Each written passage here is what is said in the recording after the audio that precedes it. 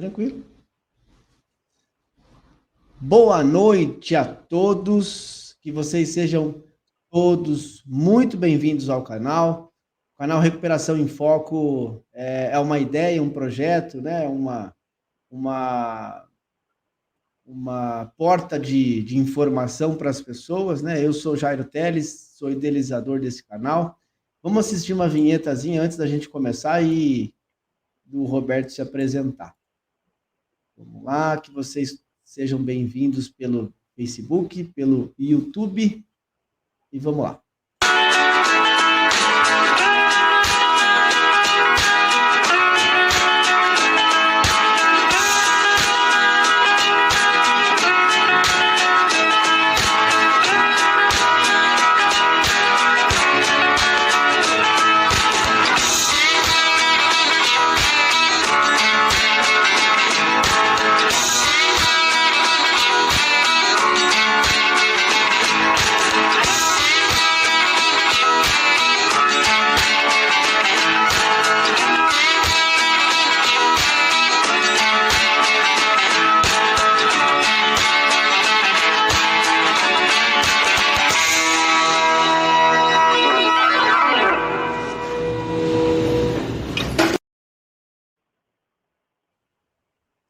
Aí, agora sim, em definitivo, né? Mais um dia de muita informação, mais um dia de conhecimento e muita espiritualidade, eu diria. Roberto, por favor, se apresente para as pessoas lhe conhecerem e seja bem-vindo ao canal.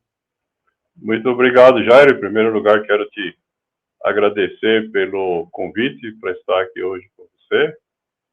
Para quem não me conhece, né, eu fui picado pelo bichinho do voluntariado há 40 anos atrás, quando ainda era muito jovem, né, em outras áreas, né, que não essa que nós estamos falando hoje, né, mas em função dessa longa experiência, né, quando enfrentei na minha família o problema da dependência química, né, eu acabei, na verdade, tendo, digamos assim, uma desenvoltura, uma carreira, oportunidades fora do comum, né, em função dessa experiência anterior, né. Eu tenho também experiência acadêmica, né, já tinha escrito livros técnicos e aí eu acabei juntando toda essa vivência também para criar literatura sobre o tema que nós estamos tratando hoje, né, que é a questão da espiritualidade no processo de recuperação. Muito bom, muito bom. E de cara a gente já aprende, né, que o voluntariado, sem dúvida, tem um efeito aí de longa data, longa permanência. Uhum. E obrigado, né? Eu costumo dizer que o voluntariado é uma doença incurável, né? Quem entra nessa não sai nunca mais. Exatamente, né? Exatamente. Foi pelo voluntariado que, inclusive, eu pude atuar um pouco, né, da minha trajetória profissional dentro do Instituto Padre Haroldo. E foi Uhum. uma baita escola, um baita aprendizado. Uhum. Foi ali também que eu tive um pouco de contato com o padre, que fez toda a diferença. Uhum. Acho que quem entrou em contato com o padre, de fato, foi transformado. Claro que outras maneiras podem você até ser transformado, mas quem conheceu aquela figura Uhum. é fantástica. A experiência em cima de Com experiência. certeza. Muito bom. Né? E aí eu também já tenho eterna gratidão, né? Porque você veio antes de mim, fazendo toda essa trajetória. Então, foi uma das pessoas que abriram as portas aí para uma série inclusive de literaturas disponíveis hoje para nós termos aí, para nosso benefício. Né? Mas olha que Uhum. interessante, né? O papel da espiritualidade no processo de recuperação. Antes da gente entrar nesse tema, Roberto, queria que você falasse um pouquinho sobre você, essa questão da dependência química, aonde desabrochou essa vontade de fazer um voluntariado, enfim, vamos lá. Bom, na verdade, o problema aconteceu na minha família, né? Tem uma enteada que acabou tendo dificuldades com essa questão da dependência química, né? E logo que a gente começou a participar de grupos de apoio, né, eu acabei, na verdade, levantando inquietudes e questionamentos que me levaram também a conhecer o Padre Haroldo, né? E acabei, na verdade, criando um relacionamento nos últimos anos de vida com ele bastante intenso. A minha questão central, na verdade, é essa questão da espiritualidade, né? Através dos grupos de apoio, né? Se focou na oração da serenidade, né? Porque a oração da serenidade ela é utilizada em todos os grupos de apoio, não importa qual seja a linha, tá certo? Né? E com pequenas variações entre um e outro, mas a essência é comum a todos, né? E ao mesmo tempo existe muito pouca informação sobre as origens e o significado. E quando eu comecei a questionar essas coisas, aí eu acabei, na verdade, sendo apresentado, né, de forma individual, né, eu já tinha participado de outras atividades com ele, mas no meio de uma plateia gigante, né, obviamente aí a gente não tem o privilégio de uma interação individual, né? E né, a minha preocupação, né, com essa questão é porque existe uma confusão muito grande, né, em relação a que seja espiritualidade. Tá? Muitas pessoas confundem com religião, né? Tem gente que acaba dizendo iluminado porque está apaixonado por um conjunto de regras que alguém definiu, né? Mas na verdade a espiritualidade é muito mais que isso, né? Então, eu acabei, na verdade, juntando isso tudo, né, com base aí a minha inspiração, né, a partir aí dos diálogos com o padre, né, inclusive tive o privilégio dele escrever prefácio, né, do livro, né, Que legal, publicado. que legal. Bom, você falou da oração da serenidade e eu vi também que você fez algumas divisões na oração da serenidade. Gostaria que você falasse um pouco disso, mas Uhum. depois, eu também vi lá no seu, stalkeei um pouco do teu Instagram, Uhum. como a gente está falando da importância do voluntariado, tem uma frase bem legal da Clarice Lispector lá, que fala assim, um Sim. amigo me chamou para cuidar da dor dele, coloquei a minha Uhum. e fui. Depois você Uhum. fala sobre isso. Mas fala dessa divisão da oração da serenidade, que faz todo sentido para nós. Uhum. Bom, de fato, a oração da serenidade, ela envolve uma série de conceitos muito profundos, né? Quando a gente olha ela de forma muito superficial, né, apenas, né, recitando ela mecanicamente, como a maioria das pessoas fazem, geralmente a gente compreende que ali há uma divisão entre as coisas que a gente pode mudar e as que não. Basicamente, né, esse é o primeiro nível de compreensão, né? Mas a oração da serenidade contém alguns conceitos muito importantes, né? Como, por exemplo, a questão da aceitação, da coragem, da sabedoria, né? E o próprio conceito de serenidade, né? Que é o nome da oração, né? Tá certo? Que a gente muitas vezes acaba não refletindo a respeito.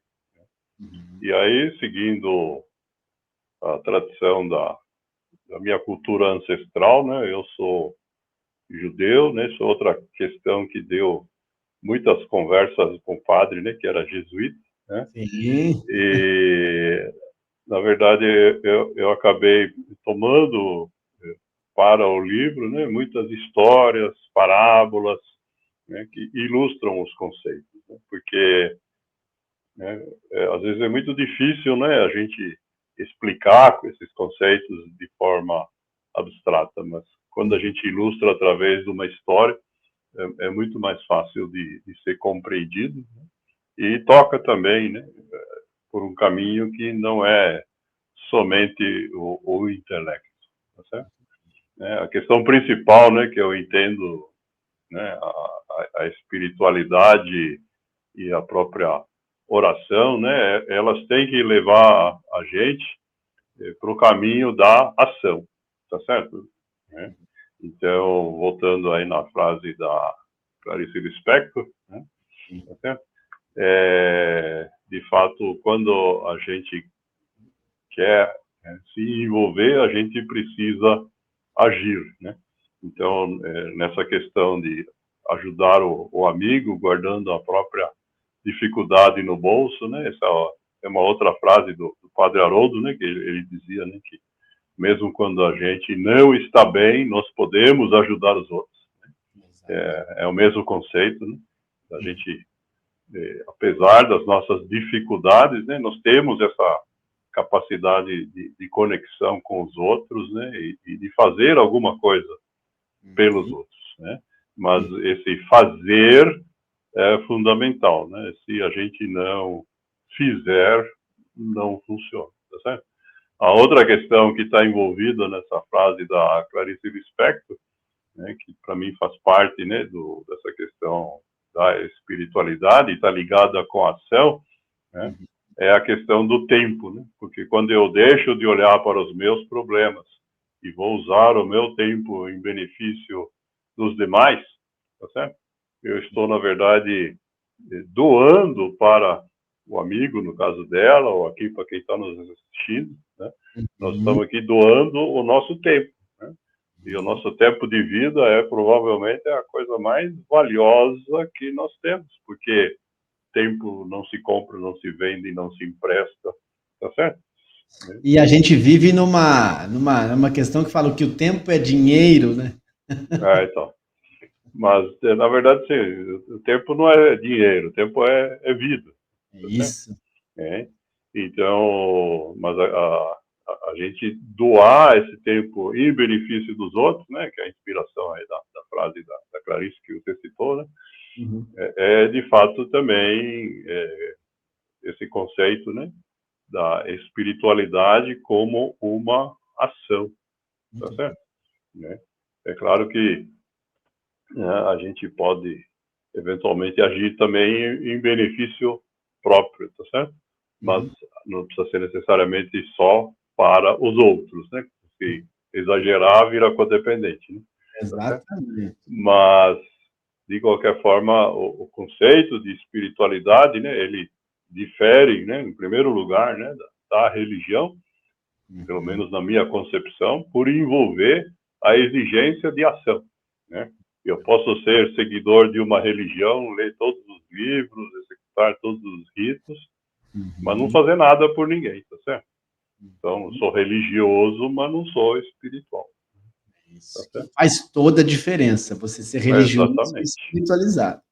Exatamente. Hoje, quando eu estou no setting terapêutico, tendo uma oportunidade de fala com os meninos, eu falo, olha, da religiosidade já tem gente que cuida, agora cuide da sua espiritualidade. Aí é legal. Aí começa a introspecção, aí começa de fato a entender qual que é o processo. Sim, até porque a religião, né, em muitos casos, né, ela acaba, essa é uma outra questão que me preocupa muito, né, a religião acaba levando muitas vezes ao fanatismo, tá certo? Ao ponto que nós temos ainda hoje no mundo, e a história do mundo contém dezenas ou centenas de guerras, né, de matanças baseadas em conceitos religiosos, tá certo? Apesar de que nos livros das religiões geralmente diz que se trata de amor e paz, na prática nem É sempre ódio. acontece assim, né? É isso aí, rancor e ódio parece que a gente mais vê, né? Uhum. Que doido, né? Mas faz todo sentido. Exatamente. Então, tem ao ponto que alguns filósofos, né, dizem que a religião é uma criação de alguns seres humanos para usar disso como uma forma de poder sobre os outros, né? A gente pode concordar ou não, cada um tem direito à sua opinião, tá certo? Mas o que é importante é a gente perceber que isto é diferente de espiritualidade, seja lá como a gente conceber a religião, certo? A nossa crença num poder superior, cada um pode trabalhar da forma como achar melhor, né? Tem gente que acredita num Deus único, tá certo? Como no caso das religiões majoritárias no Ocidente, tá certo? Tem gente que acredita em conjunto de deuses, né? Tem gente que não acredita em Deus nenhum, se diz ateu, mas, por exemplo, respeita a natureza, né? Como sendo sábio, no sentido de equilíbrio, né? Então, de alguma forma, a natureza acaba fazendo esse papel, né? E tem pessoas que, inclusive, enxergam a ciência como um poder superior, né? Que acreditam que a ciência vai ser a solução de todas as questões, né? E acabam colocando a ciência de uma forma, digamos, não racional, não intelectual, num nível superior, tá certo? Né? As únicas pessoas, né, na minha forma de entender, que não concebem nenhum poder superior, né, são aquelas que seguem a filosofia do hedonismo, né, que é uma palavra difícil, inventada na antiga Grécia, né, mas que basicamente quer dizer o seguinte, né, já que nós estamos aqui e um dia a gente vai morrer, então vamos aproveitar ao máximo enquanto a gente estiver aqui, né? Mas buscando aí prazeres, diversão, etc, né? Mas se todo mundo aderir a essa prática, né, a humanidade acaba, tá certo? Sim. Então, a gente vai acabar esgotando os recursos naturais, a gente entra para o caminho da autodestruição, né? E que é justamente, né, onde conecta com a questão das adicções, né? Porque normalmente quem envereda por esse caminho das adicções acaba tendo um comportamento muito semelhante, né, ao que os antigos gregos chamavam de hedonismo. E daí justamente, né, a questão do nosso tema de hoje, né, de buscar na espiritualidade um caminho para a recuperação, né, para encontrar o caminho de ações que permita sair disso e chegar num ambiente onde a gente possa, de fato, agir de forma positiva, né? Com isso, se recuperar. Muito bom, muito bom. Que aula já, né, nos primeiros momentos aí, né? Você falou uma coisa Uhum, muito legal, Roberto, da questão da ligação, né, do padre Haroldo ser jesuíta e você ser judeu. Eu saber uhum, qual que é a ligação? Aí eu vim pesquisar no Google, que eu falei assim, vou dar uma olhada, né?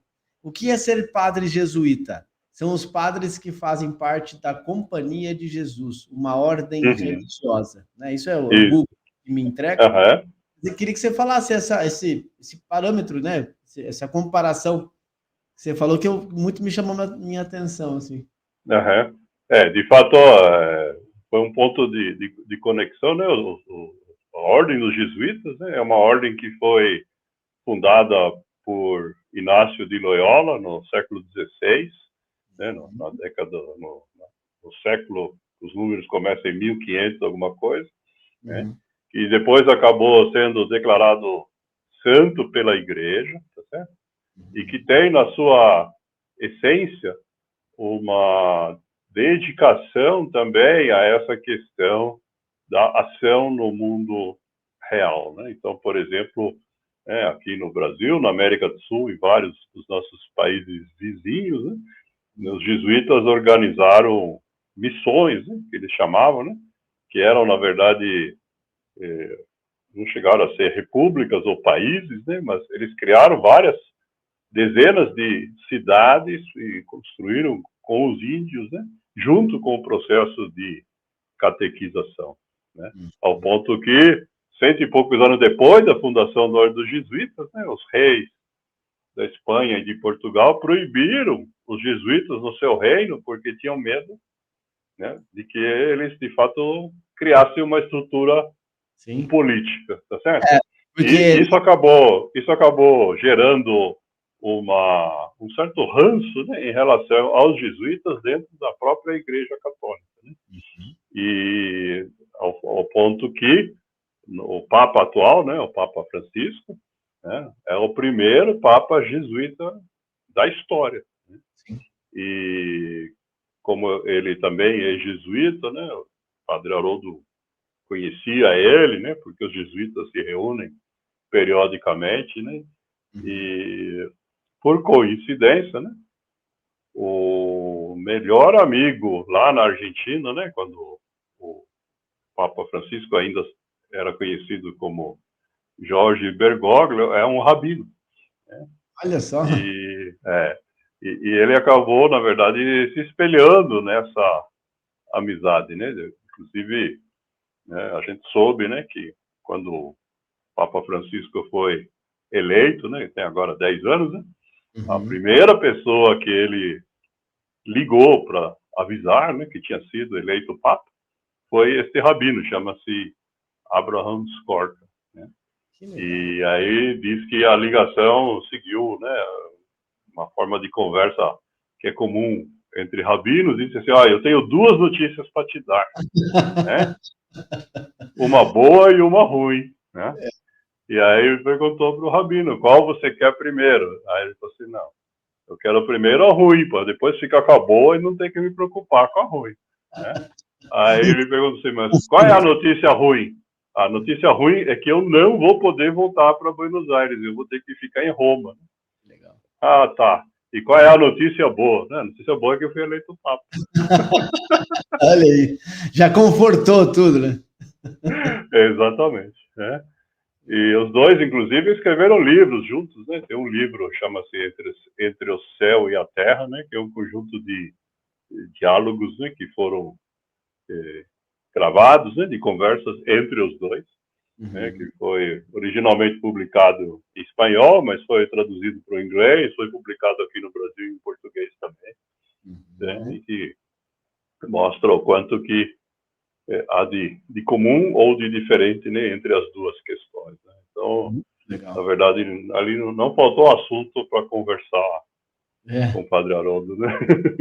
Pano para manga, né? E assim, ele gostava de história, né? Sim. Ele, sente aqui, né? Sente, filho, sente, Sim. né? E ele preservou até o último dia da vida dele, né? Aquela questão que eu chamo de curiosidade de menino, né? A vontade de aprender, de saber coisas novas, essa questão de que as pessoas normalmente falam a diferença entre ser velho ou ser idoso. Tá? Não importa quantos anos a gente tem, a gente sempre pode aprender mais alguma coisa, né? Agora, no momento em que a gente se recusa a aprender, aí a gente está condenado a ser chamado de velho, né? Mesmo que a gente seja jovem em tempo cronológico. É isso aí. Dentro de Narcóticos Anônimos, fala que se a gente tiver uma cabeça que não está aberta, a gente nunca vai estar propenso aí para as coisas novas entrarem, né? Então, e aí vem também um pouco da citação da oração da serenidade, que tem tudo a ver com essa espiritualidade. Bom, quero dar uma boa noite às pessoas que estão entrando aqui pelo Facebook, pelo YouTube. Tem aqui, minha mãe está presente, benção mãe. Meu pai também está por aqui, benção pai. E a Gisela, deve ser sua convidada. Isso. Que legal. Boa noite, Gisela. Entre aí no YouTube. Não esqueça de acionar o sininho, como diz o Roberto lá na postagem, né? Que faz todo o processo do engajamento da nossa página para continuar com esse trabalho aqui que a gente traz pessoas para poder bater um papo aqui e fortalecer a nossa fé hoje, aprender um pouquinho da espiritualidade em prol da recuperação. Mas, Roberto, muito esclarecedor até agora as suas falas, né? E aí eu queria deixar mais uma vez na tela, para as pessoas que estão entrando agora, o nosso assunto, né? O papel da espiritualidade no processo da recuperação. Eu entendo hoje, Jairo, né, sendo um adicto em recuperação e estando aí em abstinência por longa permanência, eu entendo, ainda entendo, desde o início do meu processo em recuperação, só por hoje, né, eu entendo que a espiritualidade, ela é, sem dúvida, um dos meus pilares da recuperação. Por que que eu Uhum. entendo isso? Que depois que foi me devolvido, né, e tem até um passo, né, dos 12 passos, né, que ele ainda pode te devolver a sanidade, né, que aí Uhum. tem tudo a ver com a espiritualidade. Eu entendo, sim, que a minha base da minha recuperação é a espiritualidade. Às vezes ela está muito elevada, às vezes ela não está tanto elevada, às vezes ela está mais ou menos, mas ela existe. Uhum. O que me dá consciência é através, para eu entender hoje o meu processo, Jairo, ela me traz consciência de volta para conseguir nivelar outras tantas áreas que também envolvem a recuperação. E queria que a gente batesse um papo nisso também. Uhum. Ok, posso comentar, sim. Né? Pois De fato, né, você falou aí da questão dos passos, tá certo? Né? não. No caso dos anônimos, o primeiro passo, né, ele consiste justamente em reconhecer a existência de um poder superior. Exato. Então, tudo começa com a espiritualidade, né? No caso, né, seja do AA, do NA e de outros anônimos, né, que Hum, seguem a estrutura dos 12 passos. hum, Porque o que acontece é assim, né, sejam adictos, né, sejam familiares, tá certo? Que, que sejam processo de codependência, né, ou a própria dependência, né? Existe uhum, uma tendência muito forte a colocar, na verdade, a si próprio como poder superior. Né? O dependente químico acha que pode tudo, que tudo está à disposição dele, né? Vive num egocentrismo uhum, exacerbado, tá certo? E o codependente também, certo? A forma como ele chega nisso pode ser um pouquinho diferente, mas o codependente, quando ele se coloca na posição, entre aspas, de salvador do seu dependente, também está assumindo uma postura que, na verdade, não lhe corresponde, está ocupando o lugar do poder superior. Porque uhum, nós, como seres humanos, não temos a capacidade de, entre aspas, salvar ninguém, tá certo? Né? Os exatamente. únicos que chegam perto disso são os profissionais da saúde que têm conhecimento científico, né? Exato. Para, no caso de algumas doenças e dificuldades do corpo físico, né? Tomar atitudes ou prescrever remédios, tá certo? Mas na questão comportamental, né? Que é onde tanto a dependência química como a codependência atuam mais fortemente, né? Uhum. A gente não tem essa capacidade nem nos profissionais, tá certo? Não existe nenhum profissional que tenha uma varinha mágica ou um remédio, certo? Que encerre em algumas semanas a dependência química ou a codependência, assim como se cura um resfriado, né? Ou uma Covid, tá certo? Pois é. Né? E assim, é interessantíssimo você trazendo isso, porque muitas das famílias, elas estão tão perturbadas assim por conta da dependência química instalada dentro da família, Uhum. e aí não se percebe mais quanto pais, quanto responsáveis, quanto pessoas que fazem toda a interação dentro de uma micro sociedade que é a família, deixam de se olhar, né? E trazendo essa questão da espiritualidade, do primeiro passo, de eu até reconhecer que existe alguém para poder reger toda essa orquestra, né? Eu Uhum. deixo de fato eu me anulo completamente, né? Uhum. E aí, quando se trata do dependente químico, e você já foi muito assertivo, dizendo que é tudo exacerbado, todas as questões do dependente químico estando em uso de substância é extremamente exacerbado.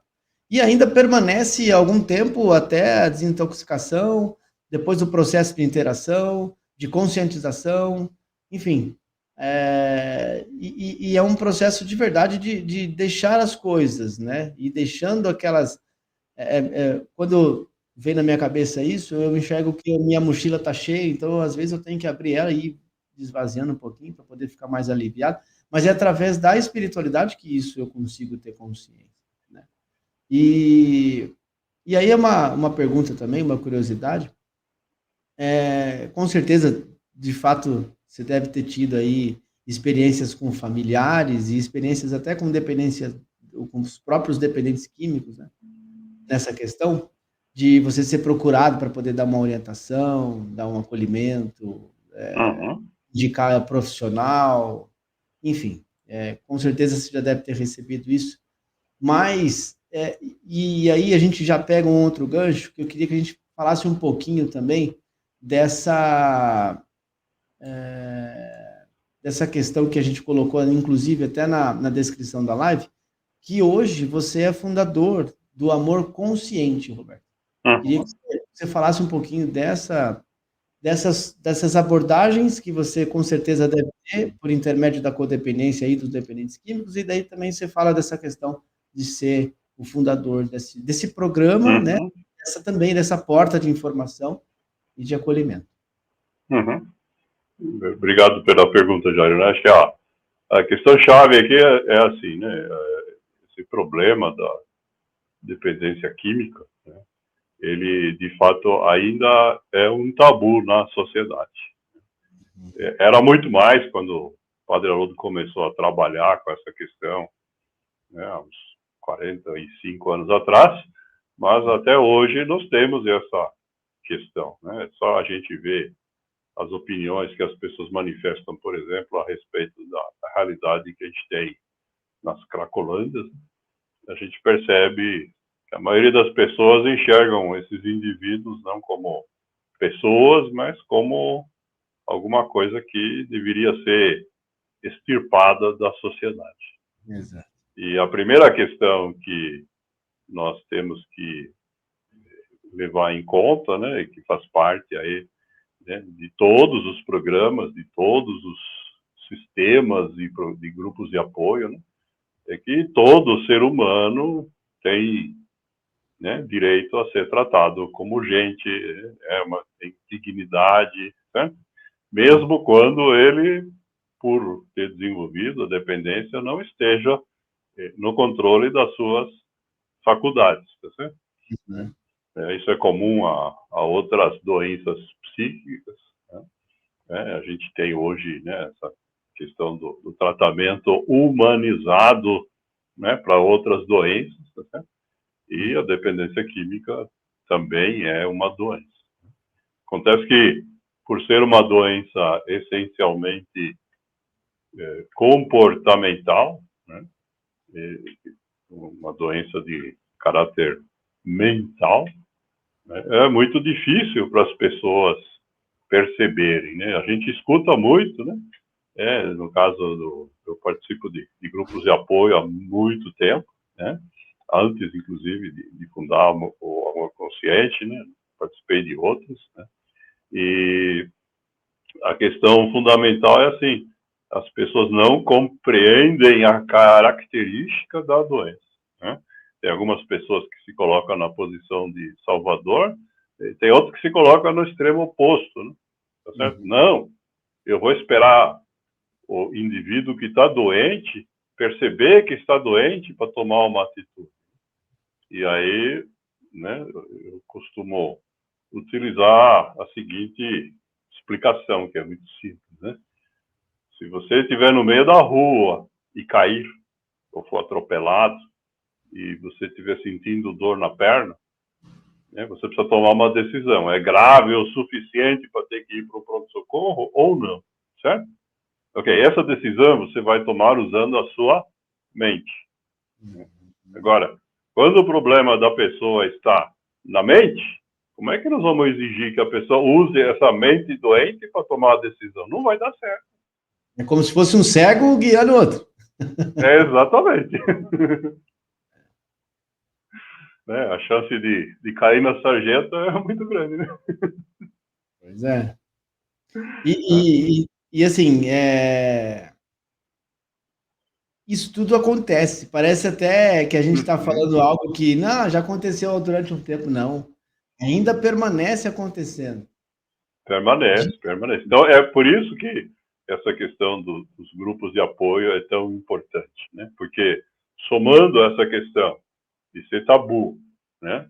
Que faz com que as pessoas não possam se abrir, né? Tá certo? Quem tem um problema desses na família, né? Se for conversar com outros familiares que não têm o problema, provavelmente só vai escutar respostas e dicas inadequadas, tá certo? Sugestões que não funcionam, né? Porque as outras pessoas não têm conhecimento, né? Ou, graças ao tabu, vão ter dicas e sugestões que são baseadas em preconceitos, que são pior ainda, né? Então, os grupos de apoio, na verdade, acabam servindo como um ambiente seguro para troca de informações, de experiências, de vivências entre as pessoas que sofrem da mesma dificuldade, né? Sejam adictos em recuperação, sejam familiares. Né? Eu acho que a questão do... Ontem eu já falei numa outra live, mas o Jorge de Leon, né, que lá tem uma literatura que fala CT,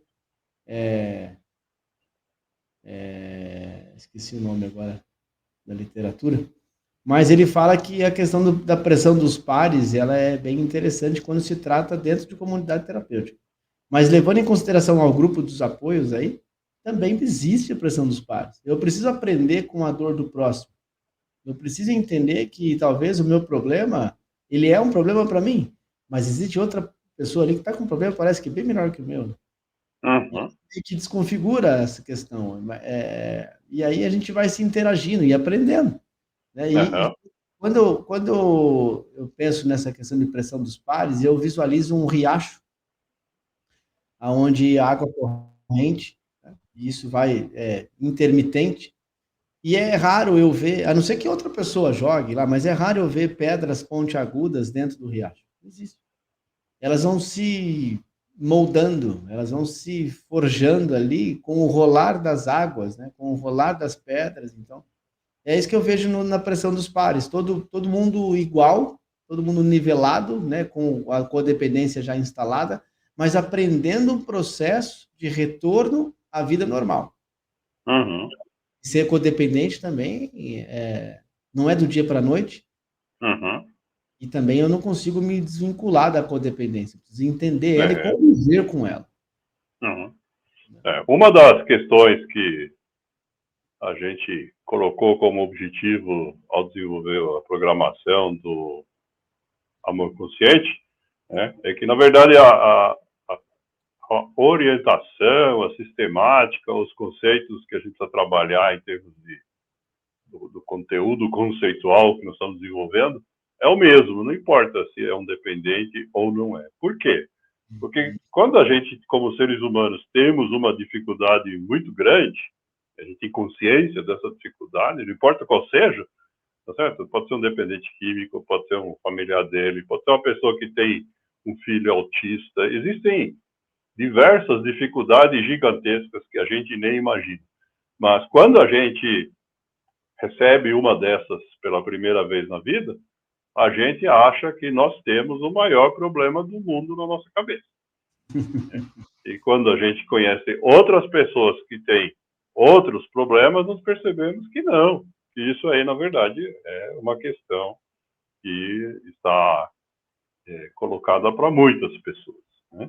Uhum. A outra questão que eu acho extremamente importante no grupo de apoio, e que eu gosto de resumir com uma frase, né, de uma primeira-dama americana, a esposa do presidente Roosevelt, né, que foi presidente aí dos Estados Unidos no começo da Segunda Guerra Mundial, é o seguinte, né, que diz assim: você não vai ter tempo na sua vida de cometer todos os erros possíveis. Tá? Então, uma das questões, né, que envolve aí a nossa oração da serenidade, né, que é a sabedoria, tá certo? Justamente relacionada a esse aspecto.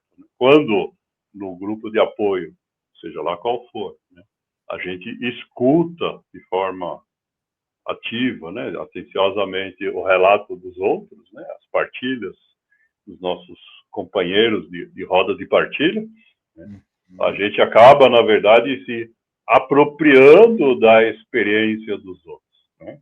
Eu costumo dizer que sabedoria é aprender com os erros dos outros. Aprender com o erro da gente dói, né? Aprender com o erro do outro é só prestar atenção, né? Mas cabe a nós ter essa iniciativa e estar abertos a ouvir. Uhum. Outra coisa que me chamou a atenção lá no teu Instagram, Roberto, antes da gente Sim. já falar do teu livro, que eu acho que é momento, né, de a gente divulgar aqui também, essa literatura fantástica, que inclusive eu quero uma delas, vou dar um jeito de tê-la com autógrafo. Uhum. Mas outra frase que eu vi lá no teu Instagram, que inclusive foi o Papa Francisco que mencionou, falou assim, ó, quando você comemora a morte de alguém, o primeiro que morreu foi você. Uhum. É interessante a gente pensar nisso, porque só por hoje eu comemoro a morte do Jairo Antigo. Uhum. E aí faz um sentido diferente essa frase. É uma Uhum. comemoração de uma nova maneira de vida. Uhum. Mas quando eu vejo o Papa Francisco mencionar essa frase, né, quando você comemora a morte de alguém, você está comemorando ali, queria que você falasse um pouco sobre essa frase, que eu fiquei meio curioso. Eu entendo que essa comemoração desse alguém, né, é um outro, tá certo?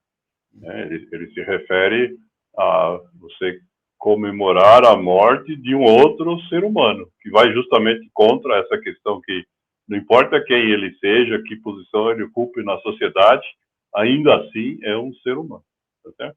Essa questão que você colocou, de você comemorar a morte do seu eu anterior, né? Essa é a base da evolução, tá certo? De todo ser humano que de fato quer evoluir, né? Que é a questão central, né? De que a gente não deve se comparar com os outros, mas comparar com a gente mesmo no passado. É assim que nós vamos. Se você está comemorando que você não é mais o Jairo de 10 ou 20 anos atrás, né? Tá certo? Uhum. Então, é porque você evoluiu, tá Exato. certo? Né? Mas, de fato, nesse caso, a morte é simbólica, ninguém deixou de respirar, tá certo? É isso aí.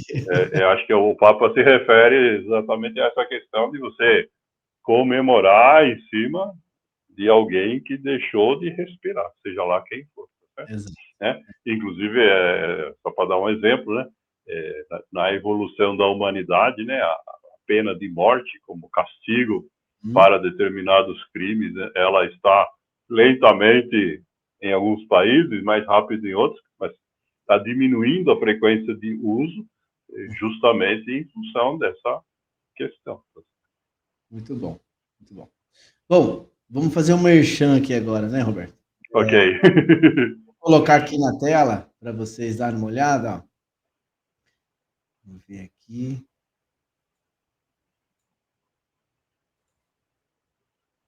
Opa, não é esse. Como é que eu incluo aqui, Roberto? Eu não sei qual é o comercial que você está querendo apresentar agora.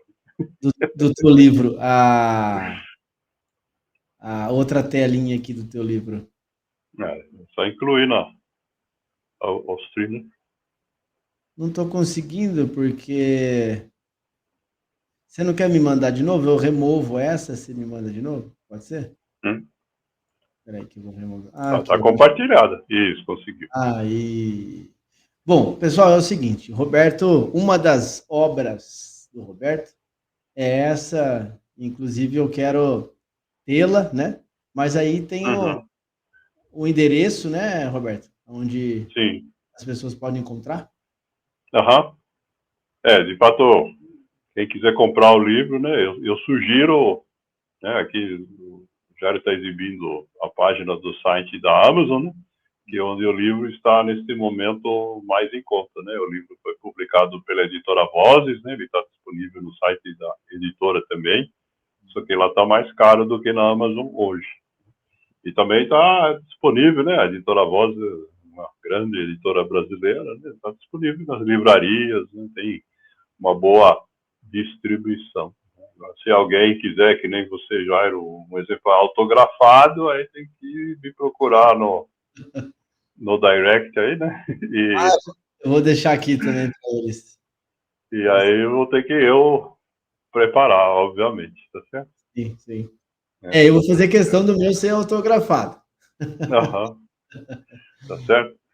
Então, assim, o livro foi, na verdade, a elaboração desse livro foi um trabalho que levou uns 2 anos, mais ou menos, né? Desde os primeiros esboços das ideias, né? Até, de fato, ter o manuscrito. Uhum. E depois, até a publicação em 2019, né? Isso levou mais um ano e tanto, né? O processo de publicação de um livro numa editora, né, tradicional, como é a Vozes, né? Uma editora que tem mais de 100 anos de existência, né? Uma estrutura gigantesca, né? Uma empresa grande, então tem todo um processo de seleção de textos, né? Que para chegar, de fato, no nível de decisão se vai publicar ou não, leva tempo significativo, né? Levou quase um ano para chegar à decisão. Depois de que eles decidiram, aí entrou no processo de produção, né? Que também leva alguns meses. E eles tiveram uma preocupação muito grande também, né? Vocês podem ver, né, que o preço do livro é bem em conta, né? Certo? Justamente no intuito de que ele possa ser disponibilizado para o maior número de pessoas, né? Então, é um livro que tem cento e poucas páginas, 128 páginas, né, no formato que ele foi publicado, né, que alterna explicações conceituais e histórias e parábolas, né? Então, um livro que, claro, pode ser lido do começo ao fim, mas ele pode ser relido, abrindo ele em qualquer pedaço e relendo uma história, por exemplo, para se inspirar para uma sessão de espiritualidade num grupo de apoio, seja lá qual ele for. Muito bom, muito bom. As 7 chaves da oração da serenidade. Muito interessante. O tema é bem legal e com certeza eu vou adquirir o meu exemplar aí e faço as indicações, né? Se você tiver a fim de conhecer um pouco mais. E só relembrando que o prefácio é de Padre Haroldo. Né? Me Olha, honrou com esse. Ele escreveu o prefácio em janeiro de 2018. Ele faleceu em novembro de 2019. Né? Então, né, a gente tem aí já. Estamos indo aí quase 4 anos, né, de publicação, né? Mas um livro desse tipo não perde atualidade, né? Porque estamos falando de conceitos que são eternos. Com certeza. E ainda mais, eu acredito, claro que pela porta da minha espiritualidade que eu entendo e compreendo, mas eu também acredito que foi por uma oração da serenidade que eu vim. Gritaram forte lá que eu vim. Então, eu acredito fielmente, né? Tem uma pergunta aqui, Roberto, que é da Ednália. Fala assim, ó, como podemos ajudar espiritualmente o desenvolvimento na vida de um dependente químico? Bom, acho que a questão-chave aí, em primeiro lugar, é saber, né, se ele está ainda no uso ativo de substâncias ou não, tá certo? Né? Se está no uso, né, em que grau? Porque nós sabemos que a dependência química também não é uniforme, né? Não é todo mundo que vai terminar na Cracolândia, certo? Exatamente. Então, nós temos aí uma diversidade de situações possíveis, né?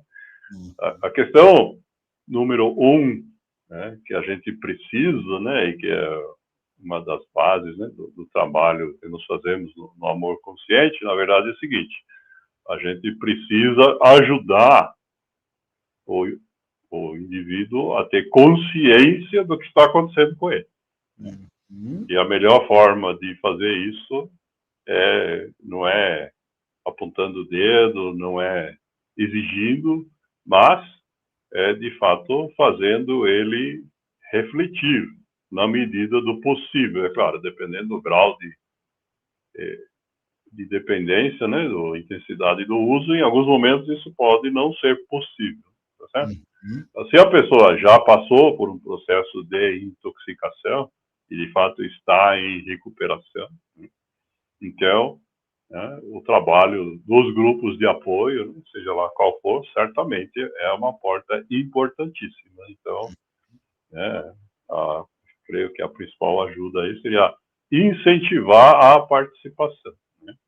Eu, como na minha família, eu tomei essa atitude, né? Quando, né, o meu dependente químico entrou em recuperação, né, no começo eu levava e buscava nos grupos, né, servia de motorista, né, não no intuito de controlar, mas no intuito de fazer perceber que aquilo era útil.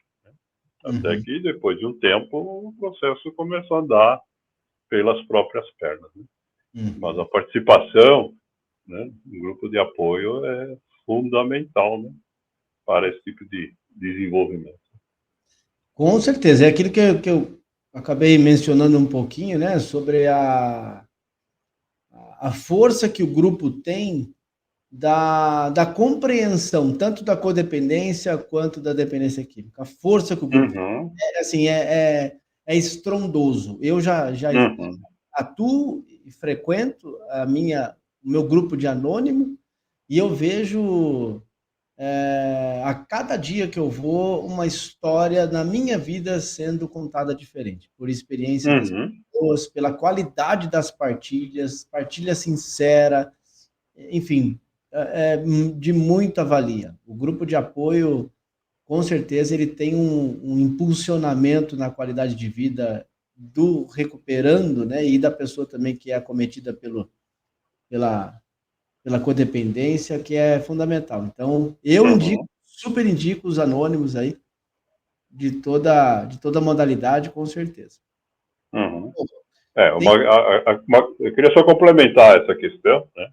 A gente sabe, né, que assim, essa é a sugestão que, né, a gente coloca, mas a gente sabe que a participação dos grupos de apoio, de fato, ela é uma questão, né, para muitas pessoas difícil, tá certo?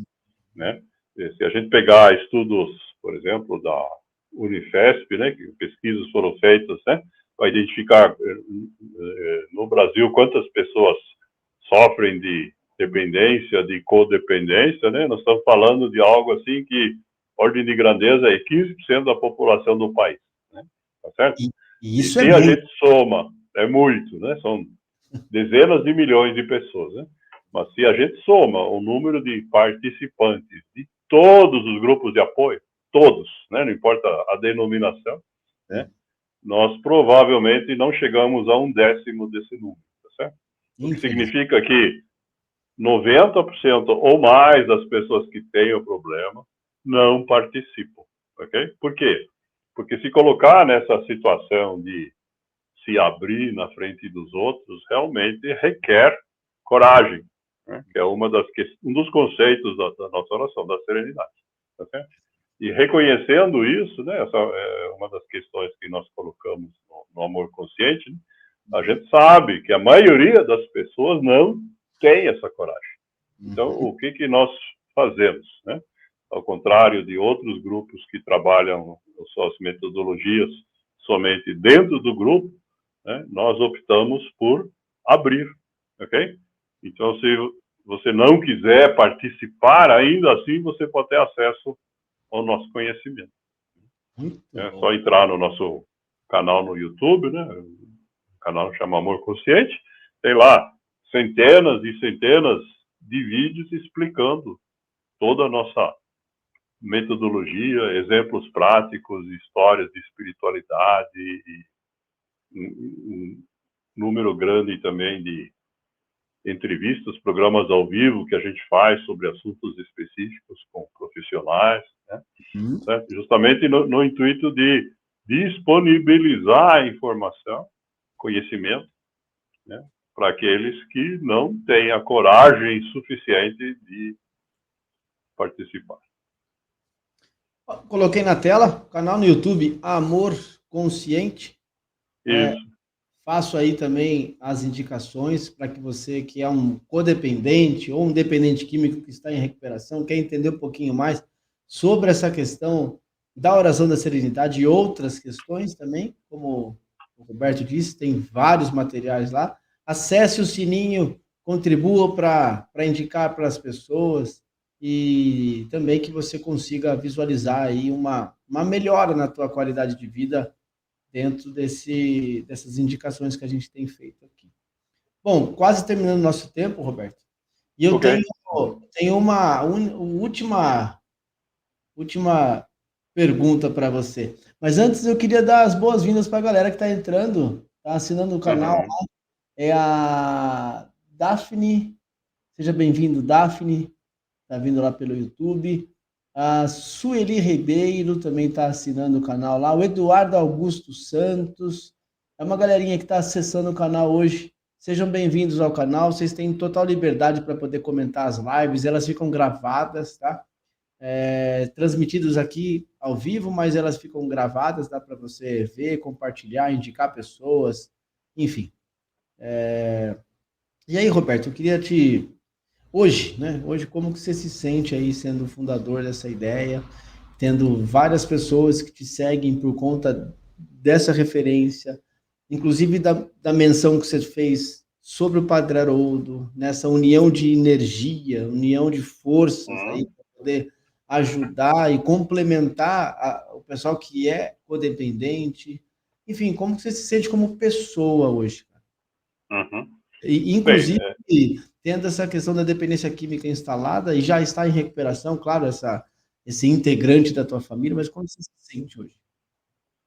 Bom, acho que a questão fundamental aqui é assim, por mais que a gente evolua como indivíduo, né, a gente deve sempre se manter num padrão de humildade, certo? Essa é uma questão que a gente indicado, né, por todas as correntes espirituais, tá certo? E que, na verdade, faz parte, né, inclusive, da nossa metodologia, né, a questão das virtudes, tá certo? A humildade, ela é fundamental, né? Principalmente quando a gente está falando em independência química, né? Porque nós voltamos para o começo, né? Quando a gente se coloca numa situação de hedonismo, seja dependente ou codependente, na verdade, é o oposto de humilde, tá se achando o dono do mundo, tá certo? E isso não funciona, tá certo? Então, toda vez que eu tenho essa consciência, né, a experiência de ter passado aí por muitas atividades como voluntário, né, me provaram isso, né, vi exemplos, né, e espero não cair nesse erro, tá certo? A partir do momento que a gente perder essa característica da humildade, né, a gente acaba enveredando por um caminho que leva a disputa de poder, inveja, olho gordo, né? E que, quando a gente fala em dependência ou codependência, termina no que popularmente se chama de recaída. Muito bom, muito bom. Mais uma questão da Ednália, muito bom. Obstáculos você só enxerga quando você tira os olhos do seu objetivo. Gratidão. Acho que é isso mesmo. Ednália, obrigado pela tua participação. E aí, Roberto, faça as suas considerações finais e com certeza você já está na agenda do próximo mês. Fica tranquilo. Ok. Bom, eu vou me inspirar aí no comentário da Ednália para a gente encerrar, né? Ter objetivos é extremamente importante, né? Todos nós almejamos chegar em algum lugar, né? Mas a vida não tem garantias. Ninguém recebeu um certificado de garantia, nem quanto tempo vai ter, muito menos aonde vai chegar. No entanto, se a gente pretende chegar em algum lugar, nós temos que caminhar, temos que evoluir. E nessa caminhada, certamente encontraremos obstáculos, né? Assim como o rio que você citou com as suas pedras, né? Uhum. E o mais importante, na verdade, não é a gente conseguir chegar no objetivo. Se chegar, obviamente, vamos comemorar e ficar muito felizes. Mas o mais importante é a forma como a gente percorre esse caminho, né? Se a gente chega no meio, 3/4 ou no final do caminho, sendo a mesma pessoa que iniciou o caminho, então não valeu a caminhada. É isso. Né? A gente tem que, ao longo dessa caminhada, né, a transformação que a gente sofre é que, de fato, é a questão mais valiosa. Né? Atingir o objetivo é o prêmio, mas é só um prêmio complementar.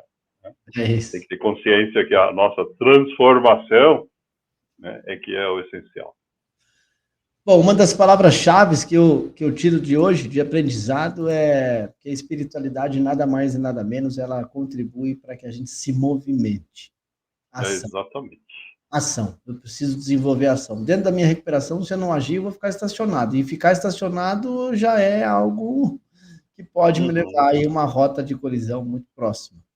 E para você que é codependente, a evolução pessoal, com certeza, é de suma importância, junto com essa, por exemplo, essa literatura que o Roberto desenvolveu aí e foi presenteado pelo prefácio do Padre Haroldo. Bom, eu faço uma menção de outro card teu lá do teu Instagram, que fala assim, a dor, ela vai te deixar quando terminar de te ensinar. É exatamente isso. Então, para tudo tem um tempo, para tudo tem um aprendizado, para tudo o jogo ainda está no tempo. Então, é hora de se movimentar. Né? Só por hoje dá certo a movimentação. Quero agradecer a todo mundo que entrou também pelo YouTube, pelo Facebook, que deu boa noite, que contribuiu com o comentário. E que vocês sejam aí muito abençoados com essa live e as pessoas que vão também assistir depois dessa gravação, que possam ser alcançadas também. Obrigado, Roberto, pela disponibilidade de estar aqui. Com certeza já vou te colocar na agenda do mês que vem, a gente só vai bater a agenda e ver se dá tudo certo. Né? Eterna gratidão, viu? Obrigado a você, Jair. Estamos à disposição. Vamos encerrar. Boa noite a todos e obrigado pela audiência.